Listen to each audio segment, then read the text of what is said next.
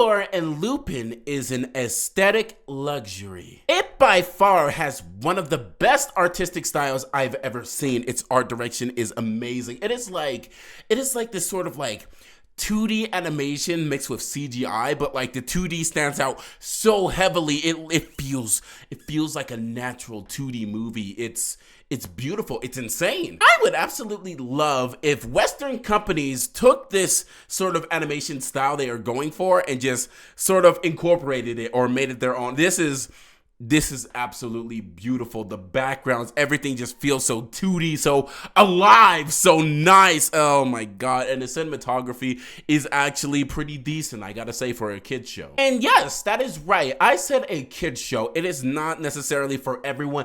I would say it is for everyone. Of course, anybody can watch it, but it's more so focused to kids. You can obviously tell because at the end of every single show or every single episode, rather, excuse me, there is a lesson to be had. It reminds me, oh my god, I keep saying movie, sorry. This show reminds me so much of Sagwa, the Chinese cat, which I know I'm old as fuck and no.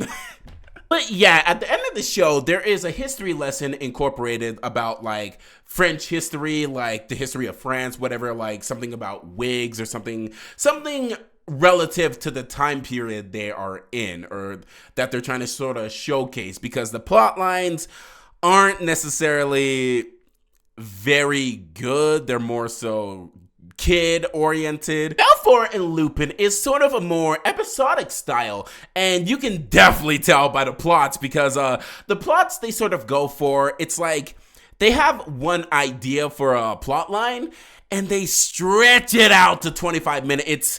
It's sort of horrendous, to be completely honest. It's not my cup of tea at all. Which I do need to clarify. It's absolutely fine that it's not my cup of tea. I'm just saying that like this show has so much potential to capture viewers of all ages, and something I would personally be engaged in if the plots were just like a little more interesting and the characters had a little bit more depth and a little bit more fun to them. Like one of the main characters, Belfort, is sort of like, you would actually think this character is gay, but it turns out no, they are just like extremely nice and extremely like friendly to their friends. Like they say like this sort of thing like dear Lupin a lot, or like dear a character, and like I can see how people can see how people can sort of think this character is gay, but I really don't think they're gay. I just think they're being super friendly. Lupin, on the other hand, is a little bit more sort of laid back and sort of like quippy. He's like the cool character for the most part, and they don't really do anything too overall interesting in my opinion, so there's not too much to talk about this series. I just want to say the animation is absolutely gorgeous and this series has so much potential.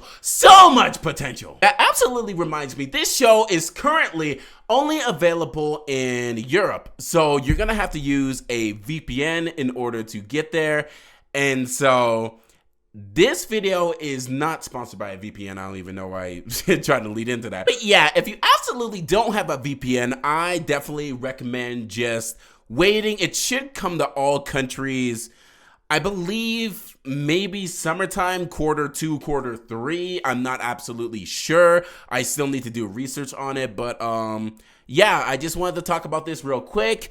And yeah, I don't know. That's all I gotta say. Anyway, how's it going, pups? It's a Canine, and I'm